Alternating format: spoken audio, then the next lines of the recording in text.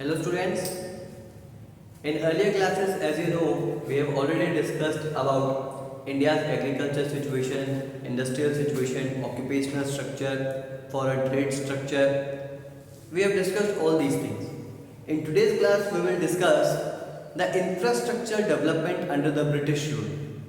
What were the infrastructure changes or developments British made in India under their rule? First of all we have to understand what is infrastructure. क्या होता है infrastructure? ठीक है, infrastructure एक basic facilities जो होती हैं जो हमारी कंट्री को रन करने में हेल्प करती हैं, वो या किसी भी सोसाइटी को सही रूप से, सही तरीके से, in a good way, in a good form function करने में हेल्प करती हैं. All these facilities are infrastructure. For example, transport facility, banking facility, communication facility. All these facilities are infrastructure facilities. Electricity, all these facilities are infrastructure. तो Britishers ने इनमें से कौन कौन सी फैसिलिटीज़ हमारे यहाँ पे डेवलप की, कितनी डेवलप की, क्यों की, वो हम डिस्कस करेंगे. चलिए आइए देखते हैं एक करके. चलिए सबसे पहले देखते हैं ब्रिटिशर्स ने कौन कौन सी फैसिलिटीज़ डेवलप की. रेलवेज, पोर्ट्स, पोस्टल सर्विसेज, ये इन्होंने बहुत अच्छे से डेवलप की. ठीक है, रेलवेज इन्होंने डेवलप की, ट्रेन वगैरह, पोर्ट्स और पोस्टल सर्विसेज ये सब इन्होंने डेवलप किए. ठीक है, मतलब हम जहाँ से टेलीग्राफ वगैरह कर सके, पोस्ट वगैरह भेज सकें, पोस्टल सर्विसेज. अब क्यों डेवलप किए इन्होंने? Because of selfish motives only, because of colonial interest. अपना इंटरेस्ट देखते हुए, खुद को रूल करने में आसानी रहे, खुद के लिए जो बेनिफिट ये दे सके या खुद को जिससे ज़्यादा बेनिफिट हो सके, वो फैसिलिटीज़ इन्होंने ज़्यादा डेवलप की. ठीक है, रेलवेज इन्होंने क्यों डेवलप की?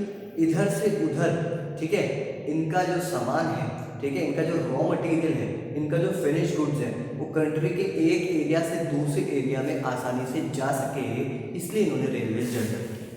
ठीक है, पोस्टल सर्विसेज इन्होंने क्यों डेवलप की? इतने सारे ऑफिसेस थे इनके, इतना बड़ा था हमारा कंट्री. ठीक है, इतने सारी जगह इनके जो ऑफिशियल्स हैं वो रूल कर रहे थे, तो वो आपस में कम्युनिकेट कैसे करेंगे, उसके लिए इन्होंने पोस्टल सर्विसेज डेवलप की.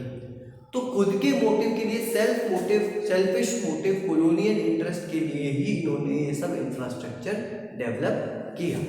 चलिए, एक और चीज इन्होंने डेवलप की, ट्रांसपोर्ट फैसिलिटी पे ध्यान दिया. उसके लिए इन्होंने क्या किया? Construction of all weather roads.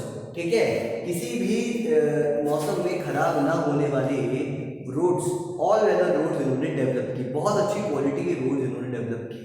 फिर से इसमें इनका कंट्री का बेनिफिट कोई इनका मोटिव नहीं था, खुद का ही बेनिफिट इनका मोटिव था.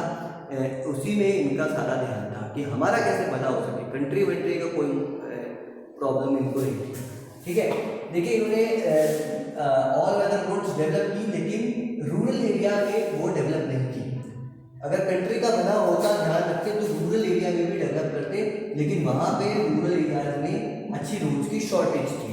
यही रीज़न था कि जब रूरल एरिया वाले जो लोग थे, रूरल एरिया में रहने वाले जो लोग थे, उनको इमरजेंसी की सिचुएशन में, कि अगर मान लीजिए किसी की तबीयत खराब है, उनका इमरजेंसी हो गई, हेल्थ रिलेटेड कोई क्या कहते हैं, बहुत महामारी, क्या कहते हैं, एपिडेमिक वहाँ पे आ गई है, कोई फ्लड वहाँ पर अगर आ गई है रूरल एरिया में, तो उनको माइग्रेट करना, उनको ट्रांसपोर्ट करना बहुत मुश्किल होता था, क्योंकि अच्छी रोड्स वहाँ पे नहीं थी.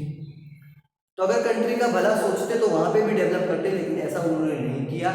इससे साफ दिखता है कि ये खुद के भले के बारे में ही सोच रहे थे. चलिए आ जाइए, आगे चलते हैं. तो shortage of rural area, shortage of roads की रूरल एरिया के अंदर. अब इससे इनको खुद को क्या बेनिफिट हुआ? Reasons for developing roads. Roads develop करने का रीजन क्या था, वो हम देखते हैं. चलिए, सबसे पहला था मोबिलाइजिंग दी आर्मी. अपनी आर्मी को एक एरिया से दूसरे एरिया में आसानी से लेके जा सके. अच्छी, क्योंकि कंट्रोल करने के लिए आर्मी तो चाहिए, पुलिसमैन तो चाहिए. तो वो पुलिसमैन इधर एक एरिया से दूसरे एरिया में कैसे जाएंगे?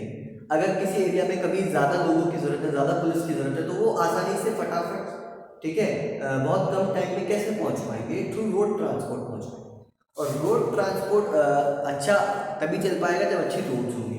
तो मोबिलाइजिंग आर्मी को इधर से उधर ले जाने के लिए इन्होंने ये अच्छी रोड्स डेवलप की थी। दूसरा है drawing out of raw material from India.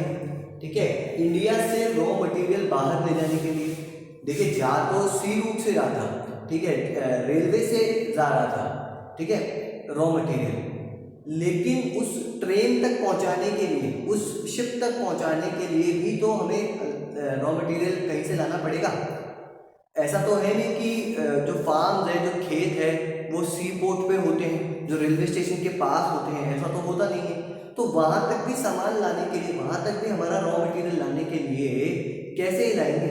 इनको ट्रांसपोर्ट फैसिलिटी चाहिए थी और उसके लिए अच्छे रोड चाहिए थे। इसीलिए इन्होंने हमारा अच्छे रोड डेवलप किए।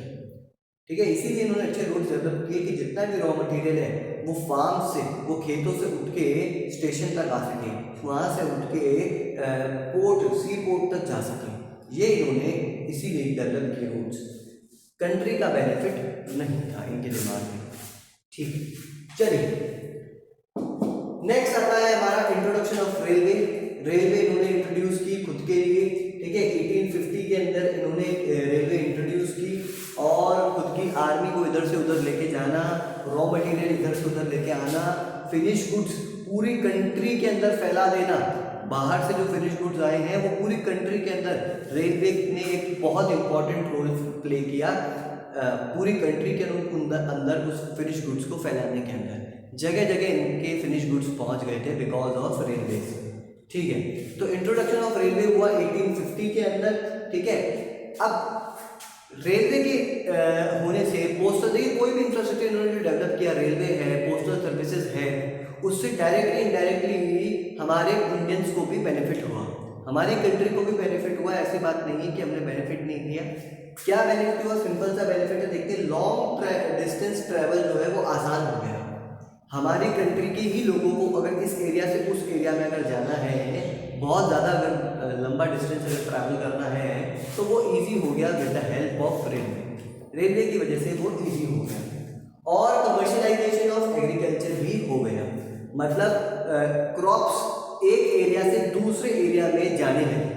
फार्मर्स जो थे वो एक एरिया से दूसरे एरिया में अपनी क्रॉप्स को लेके जाने लगे। अब इसका एक पॉजिटिव इफेक्ट तो क्या हुआ कि फार्मर्स की इनकम बढ़ गई। ठीक है, लेकिन इसका एक नेगेटिव इफेक्ट भी हुआ।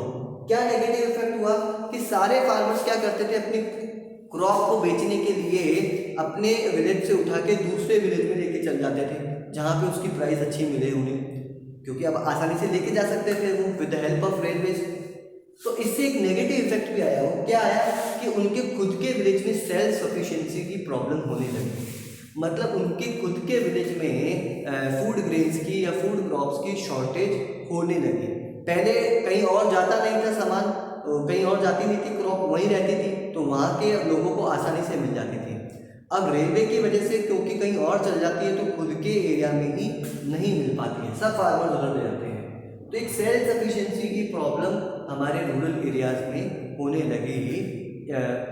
तो ये पॉजिटिव इफेक्ट और नेगेटिव इफेक्ट रेलवेज का एक सिंपल सा, या कमर्शियलाइजेशन ऑफ एग्रीकल्चर का एक पॉजिटिव और नेगेटिव इफेक्ट है।